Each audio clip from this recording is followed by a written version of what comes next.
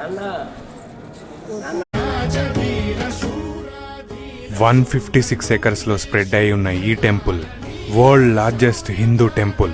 81 ఆలయాలు, 39 మండపాలు, 21 గోపురాలు, 7 ప్రాకారాలు కలిగిన ఈ ఆలయాన్ని చోళులు, పాండ్యులు, హోయసల, విజయనగర సామ్రాజ్య రాజులు కలిసి తరాలు పాటు నిర్మించారు.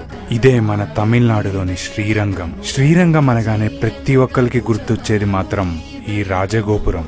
ఇది నిజంగా గోపురాలకే రాజు. 13 అంతస్తులు, 236 అడుగుల ఎత్తుతో ఉన్న ఈ గోపురం ఏషియాలోనే అతిపెద్ద గోపురం. అయితే ఇది నిర్మించటానికి దాదాపు 400 ఏళ్లు పట్టింది.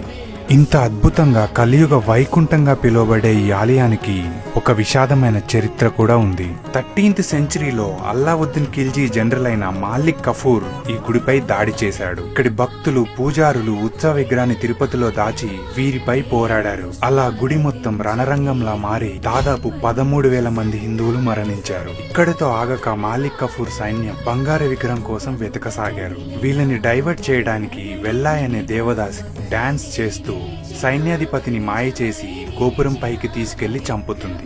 తను కూడా అక్కడి నుంచి దూకి ప్రాణాలను అర్పిస్తుంది. మీరు చూస్తే గుడిలో 20 గోపురాలు రంగులతో అద్భుతంగా ఉంటే ఒక్క ఈ గోపురం మాత్రమే తెల్లగా ఉంటుంది. తన త్యాగానికి గుర్తుగా ఈ గోపురాన్ని ఎప్పుడు తెల్లని సున్నంతో ఉంచుతారు.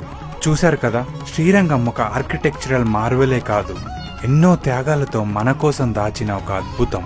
సో తప్పకుండా చూడండి.